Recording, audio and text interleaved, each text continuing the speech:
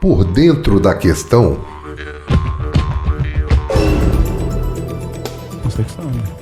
Bom, gente, nós estamos aqui hoje com 3 convidados muito importantes do Por Dentro da Questão. O Fernando, que é um companheiro, diretor do Sindirrede, trabalhador terceirizado da Rede Municipal de Educação. A Deise, que também é uma companheira, diretora do Sindirrede, também trabalhadora terceirizada das Escolas Municipais de Belo Horizonte, ambos contratados pela MGS. E temos o Gustavo Machado, agradecer a presença do Gustavo, que é do ILAESE, do Instituto Latino-Americano de Estudos Socioeconômicos, e que tem uma parceria com o Sindirrede e fez um estudo importante para nós sobre o processo de terceirização em Belo Horizonte. Também acabaram de soltar um anuário, ele vai falar para a gente aqui daqui a um pouquinho. Mas, Gustavo, só para emendar as entrevistas das trabalhadoras que estavam na Assembleia, vou passar um pouquinho para o Fernando, para ele localizar para nós o histórico desse conflito específico desse ano, né? Porque cada ano uma luta diferente. Exatamente. Bom, então, ano passado, em meados do segundo semestre, a Prefeitura anuncia que o rompimento dos contratos de 3 cargos nas escolas, né? Cantina, faxina e portaria. Desde lá, ela lançou, mais no final do ano, ela lançou um processo licitatório. Até então, até os dias de hoje, não teve nenhuma empresa classificada oficialmente para esses 3 cargos, porque as que foram classificadas, uma entrou, outras empresas que foram desclassificadas entraram com recurso, ela perdeu. A outra também está em período recursal e na portaria ainda nós já estamos na 18ª empresa, então assim, é um processo muito demorado, um processo muito moroso.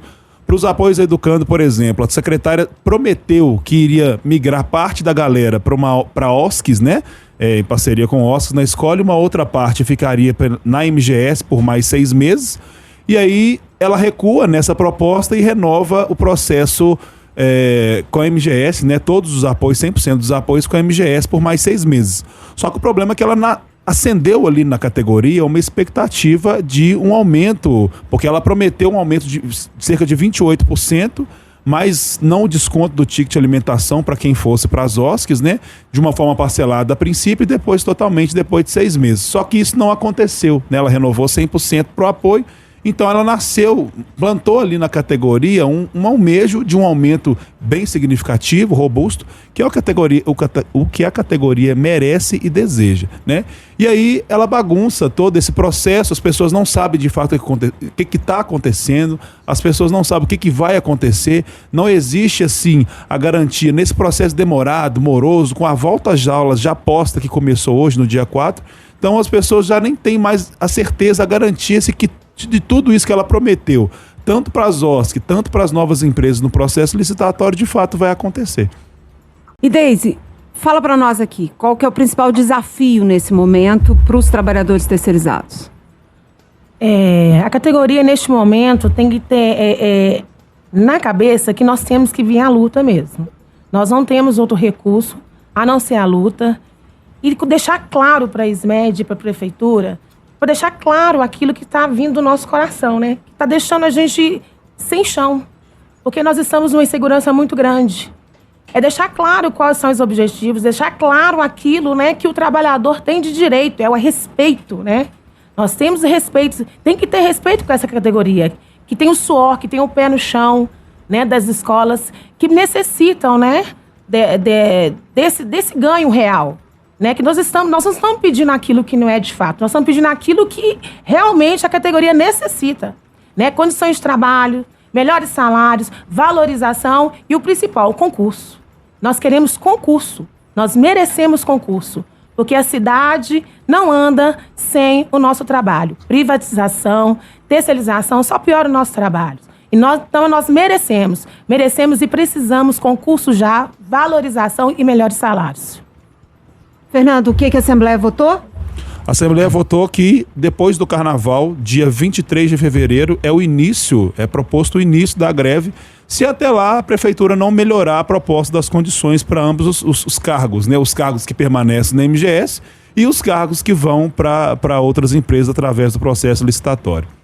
Bom, gente, nós vamos passar para o Gustavo com a primeira questão aí, que tem a ver muito com isso que eles falaram, Veja bem, que a Secretaria de Educação alega para romper o contrato com a MGS? Que o contrato é muito caro para o serviço prestado e que acaba que o salário dos trabalhadores fica muito baixo. Coisa que nós concordamos com a secretária de Educação. É uma verdade, certo? E aí o que ela disse? Nós temos uma reivindicação que é a equiparação do salário dos trabalhadores que estão na escola com outros trabalhadores da cidade que fazem serviços similares. Então, por exemplo, que é uma cantineira, se não uma cozinheira? Porque ela faz a merenda, ela faz almoço, ela faz janta. Ela é uma cozinheira que ganha metade do que uma cozinheira ganha ou menos. Bom, a prefeitura com a cozinheira não equiparou, mas propôs equiparar o salário da cozinheira, atendendo a nossa reivindicação, com o auxiliar de cozinha, que representa 28% de reajuste do seu salário. Os apoioeducando, que são aqueles trabalhadores que ficam com as crianças deficientes, gente, todas as cidades vizinhas, praticamente, que pagam mal, pagam melhores salários para quem acompanha as crianças com deficiência do que em Belo Horizonte. E para jornadas de trabalhos menores. E tem um caos, porque tem uma rotatividade enorme nesse setor. Aí a prefeitura propôs o seguinte: bom, rompendo o contrato com a MGS, eu consigo contratos mais baratos e posso aumentar também o salário do apoioeducando em 29%. Certo? E uma outra questão importante. Hoje o Vale Alimentação ele tem muito peso no vencimento total do trabalhador terceirizado. E tem um desconto de 20%. Então ela falou, eu ainda posso tirar o desconto de 20%. Significa que o trabalhador vai ter um aumento de 20% no que ele recebe do Vale. Qual o problema? Como nenhuma empresa ganhou licitação até o momento, e como nenhuma OSC foi credenciada, fica na MGS, e aí ela diz, não, a proposta feita não está valendo. Só que, gente, isso não faz o menor sentido. E é o que a Deise falou aqui e que nós passamos para o Gustavo. Por isso que a terceirização é uma bomba, né? É uma bomba na MGS e vai ser uma bomba na outra empresa. Gustavo, fala um pouquinho conosco como é que é a situação da terceirização em Belo Horizonte, que peso que isso tem na vida do município. Perfeito. Primeiro, boa tarde, Vanessa, Deise, Fernando. Um prazer enorme para a gente do ILAESE ter a oportunidade de falar, sobretudo, sobre um tema tão importante. A situação da terceirização em Belo Horizonte ela é uma coisa realmente alarmante. Não é igual à situação de outros municípios, está entre as piores. Tá? A gente lançou, inclusive, recentemente o Anuário Estatístico do ILAESE, onde nós reunimos informações de mais de 50, todas as capitais e todos os grandes municípios do Brasil. Belo Horizonte está simplesmente como o 5º município que mais terceiriza entre todos os 50 que nós consideramos no Brasil inteiro. Nós estamos falando de mais de 1/4 da arrecadação total da prefeitura. Mais de 27% da arrecadação total da prefeitura é destinada à terceirização, com crescimento percentual e absoluto contínuo ao longo dos últimos anos. E tem mais. Não tem praticamente nenhum município desse porte com esse grau de terceirização. É o maior entre os grandes municípios do Sudeste, vai estar na frente de Belo Horizonte aí nesse ranking, municípios como Nova Iguaçu, São Gonçalo, Campinas. Isso vai se materializar na MGS, que foi mencionado, que também vai estar presente aí no nosso anuário. Gente, a MGS, que é uma empresa que tem o status jurídico de empresa pública, mas que, na verdade, serve como um repositório de contratação de mão de obra barata, é tão grande, tão alarmante a situação, que a MGS hoje ela tem uma arrecadação de quase 2 bilhões de reais e entrou no rol das maiores empresas do Brasil que nós, do ILAESE, mapeamos. Não só em termos do faturamento, porque é muito grande, estamos falando aí de cerca de 30 mil trabalhadores terceirizados pela MGS, como a remuneração média, nós temos um ranking nessas 500 maiores empresas do Brasil, são mais de 500 na verdade, e a MGS está ali entre aquelas que pagam a remuneração mais baixa, 12ª de todas as mais das 500 examinadas. Então a remuneração média na MGS, 12ª mais baixa do Brasil, entre as centenas de empresas que nós consideramos na base de dados. Então, claramente, é um artifício que é usado pela prefeitura, e por várias prefeituras, na verdade, mas Belo Horizonte se destaca nisso aí, porque você consegue trabalhadores com uma rotatividade gigantesca, você consegue contratos que pagam remunerações que está abaixo até mesmo do que é pago nas diversas funções ao longo dos municípios. Nós fizemos estudos para o Sindirrede envolvendo isso. todas as pessoas que trabalham auxiliando a educação, cantineira, serviço de limpeza. Por exemplo, em serviço de limpeza, nós constatamos que a MGS ela paga uma remuneração abaixo de quem faz a mesma função em todas as principais cidades da zona metropolitana de Belo Horizonte.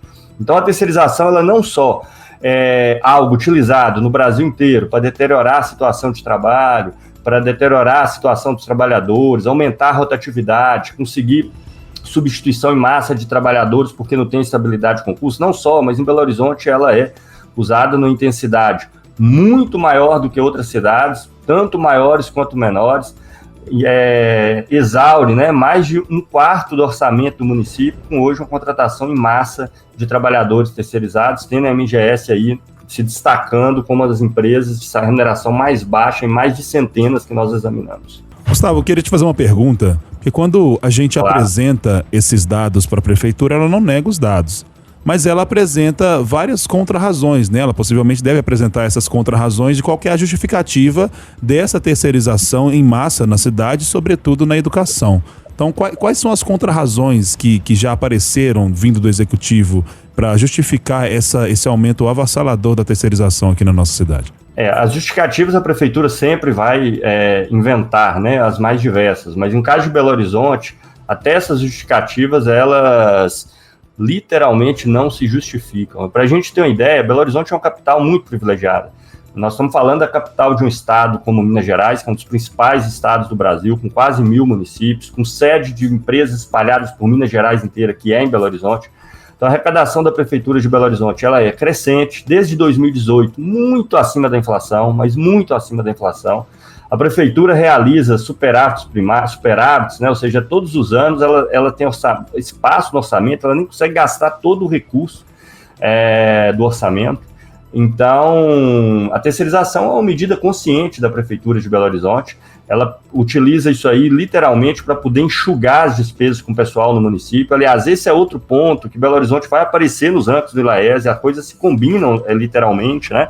Quando a gente vai para a despesa com o pessoal, Belo Horizonte também está entre os 15 municípios que menos investem em pessoal, ou seja, em servidores que fazem todos os serviços de educação, de saúde, de limpeza na cidade inteira. Então não é à toa que Belo Horizonte está no ranking da terceirização e está no ranking das que tem menos despesa com o pessoal. Tá? Então é uma política consciente da prefeitura e está muito voltado, Fernando, para o fato, na nossa interpretação, de que hoje o setor público tem sido a alavanca das grandes empresas do setor privado, aí por meio de terceirização não só de trabalhadores, mas por meio da contratação de obras e serviços dos mais diversos tipos, massivos, feitos com empresas do setor privado. Hoje o Estado é um dos principais clientes das principais empresas do setor privado. A gente vê aí, por exemplo, no escândalo da Master, uma empresa que tem o principal proprietário residente aqui em Belo Horizonte, com várias negociações que envolvem o setor público ou o setor privado. A gente vê aí uma luz dos interesses escusos que existe entre o grande capital de pessoas bilionárias entrelaçado com a prefeitura e tendo a prefeitura como um dos principais clientes. Mas, afora isso, afora esses interesses, não há justificativa plausível nenhuma. Estamos falando da prefeitura que arrecada cada vez mais, com crescimento de receita muito superior à inflação, que tem superávit orçamentário e, ao mesmo tempo, está aí entre as cidades do Brasil que menos recursos destina àqueles que realizam todos os serviços públicos do transporte, à limpeza, educação e saúde. Gustavo, Thalita aqui, da direção do Sindirrede também. Eu acho que é importante a gente falar sobre as possibilidades, né? As experiências concretas, né? Ou mesmo a necessidade da gente reverter os processos de terceirização, e a gente tem pautado isso, a necessidade do concurso público.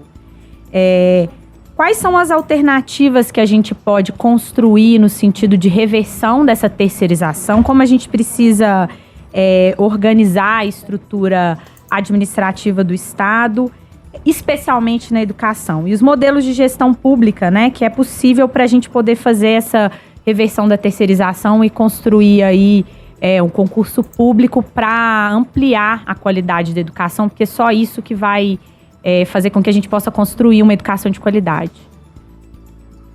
Perfeito, Thalita. As possibilidades, elas sempre existiram, porque é importante que a gente entenda. O Brasil teve, por exemplo, uma lei de que permitiu que a terceirização fosse ampliada bruscamente em 2018, né? Inclusive permitindo terceirização do que eles chamam de atividade fim, tá? Atividade fim significa, se está na educação, pode terceirizar pessoas que trabalham diretamente na educação. E a lei anterior permitia só o que eles chamavam de atividades meio. Mas veja, não há exigência de terceirização em nenhum cargo e nenhuma função. Há possibilidade da terceirização, isso do ponto de vista legal. A prefeitura pode, então, optar pela terceirização, mas ela não é obrigada, né? Então, a prefeitura ela tem os estatutos relativos às carreiras, relativos às diversas funções, é uma opção que ela faz. A terceirização é uma escolha que ela pode ou não fazer. Nada impede, tá, que a prefeitura realize concursos públicos, inclusive quando necessário, criando legislações específicas para regulamentar cada uma dessas áreas. Isso aí ela pode encaminhar, não há impedimento de que os trabalhadores exerçam a função de trabalhadores diretos em nenhuma função de nenhum ente público do Brasil. Todos podem ser contratados diretamente via concurso, e se não existir uma legislação específica que regulamente um determinado setor, ela pode ser criada, tá? Então não há nenhum obstáculo nesse sentido. A terceirização coloca uma possibilidade que, evidentemente, tanto o setor público quanto o setor privado usa e abusa, porque a terceirização é um mecanismo que permite salários mais baixos, rotatividade elevada, demissão em massa sem que, digamos, o empregador direto tenha que arcar, né? Eles rompem o contrato e falam, a gente não demitiu, só rompeu o contrato, é a terceirizada que emprega. Então cria esses artifícios que facilita a substituição em massa, trabalhadores que têm que ficar renovando o contrato todo ano, ou em períodos muito curtos. Então isso impede uma carreira, por exemplo, porque ainda que você esteja trabalhando, às vezes, há 10, 15, 20 anos no mesmo lugar, é em torno de contratos que já foram rompidos e refeitos dezenas de vezes ao longo desse período. Então, por causa desses artifícios, a terceirização é muito usada, tanto no setor público quanto no privado, para que eles gastem menos, ou seja, paguem menores remunerações e quando seguridades, situação de segurança trabalhista as mais precárias. Mas não há impedimento algum que todos eles sejam contratados, tá? Não existe uma legislação que veta a contratação de trabalhadores concursados para essa ou aquela atividade, nesse ou naquele ente, tá? A legislação possibilita a terceirização, mas não veta a contratação direta. O que há, às vezes, é falta de regulamentação de um determinado setor específico. Nesse caso, é só criar a legislação que regulamente esse setor. Tem falado em muitos programas aqui sobre a questão das privatizações. E a gente sabe que a privatização é prima irmã da terceirização, né? Conversa um pouquinho com a gente rapidinho aí dessa situação em BH, no Brasil, em Minas Gerais. Claro, Vanessa. Veja, o Brasil, que há mais de 20 anos o setor privado só cresce, tá? Então quem acha que o problema do Brasil é a falta do setor privado, ele só cresce. O anuário do ILAES traz isso em detalhes, em séries históricas que não são estimativas nossas, em todos os sentidos imagináveis, tá, gente? Só para vocês terem ideia, pessoal na União caiu de 54% nos anos 90 para 20 e poucos por cento nos últimos anos. Ao mesmo tempo, a iniciativa privada ela cresce, enquanto o setor público reduz em todas as esferas, principalmente federal e estadual. Municipal, a queda é menor porque há uma municipalização de várias atividades. Então, se a privatização resolvesse um problema, o Brasil deveria estar melhorando há 3 décadas, porque tem 3 décadas que o Brasil só eleva a participação do setor privado em todas as áreas, em todas as esferas. Mas tem um problema pior.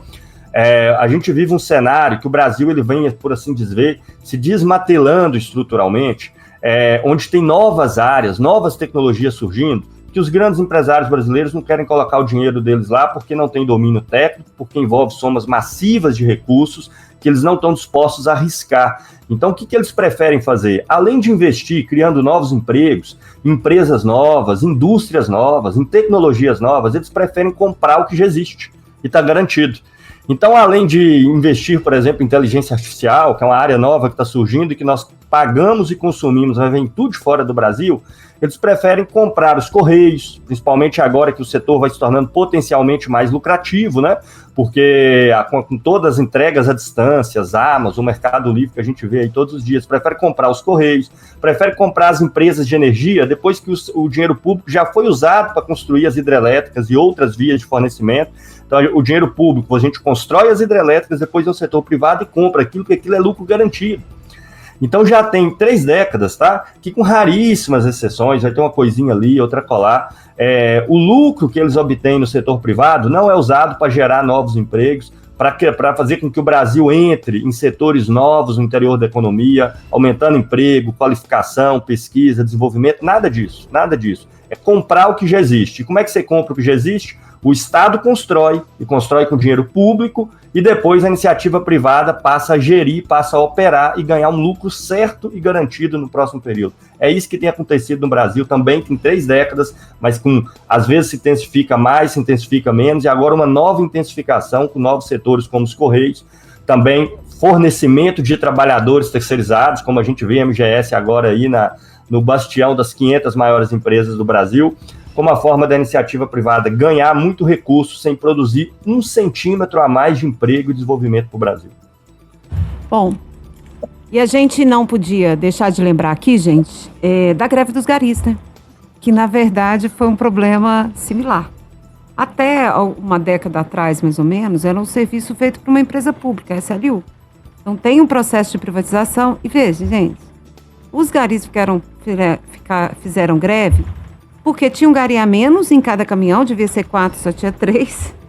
E os caminhões estavam quebrados. Então, os garis tiveram que fazer greve para consertar os caminhões de coleta de lixo da cidade. Isso é um negócio inacreditável. A prefeitura não fiscaliza. E olha, terminou a greve, passou 2 dias, mandaram mensagem mostrando o caminhão quebrado no meio da coleta e os garis lá parados.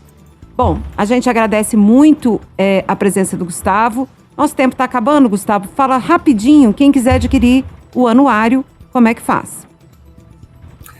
Perfeito, Vanessa. Então, o Anuário Estatístico de Laese, que é uma produção aí, carro-chefe do Instituto, ele já está disponível na internet. Vocês podem encontrar o link tanto no site do Laese, tá? Que é laese.org, que vai encaminhar você, .org.br, que vai encaminhar vocês também para o site da editora Sunderman, onde o anuário está sendo vendido e está sendo distribuído.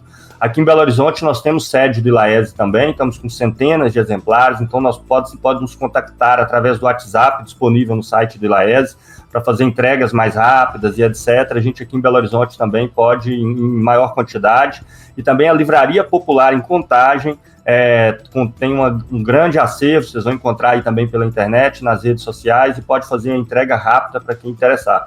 A gente mapeou aí centenas das empresas, municípios, estados e também as maiores empresas do mundo. O anuário está dividido uma metade nacional, uma metade internacional, fazendo análise do Brasil e do mundo, sempre da perspectiva da classe trabalhadora. Então, fica aí o nosso convite para conhecer esse material. E o meu enorme agradecimento pelo convite e da participação no programa. E no Sindirrede também, quem quiser pode fazer contato conosco para adquirir o anuário do Laese. Ok? Lá junto no Sindirrede, a gente está com os exemplares lá e a gente faz essa venda também. Bom, gente, nós vamos terminando por aqui nosso Por Dentro da Questão. Lembrando, agradecendo muito o Gustavo, o Fernando e a Deise. Lembrando os trabalhadores em educação terceirizados, contratados pela MGS. Dia 23 tem uma assembleia, possivelmente será na Praça da Estação, às 9 horas, gente. Tem que parar e tem que ir. Tem que participar, né? Porque a proposta é iniciar uma greve a partir desse dia 23. Isso. Agora, os trabalhadores têm que ir concordando ou não com essa proposta, porque foi o que foi votado na Assembleia. E, gente, a greve é justa e necessária. É isso aí.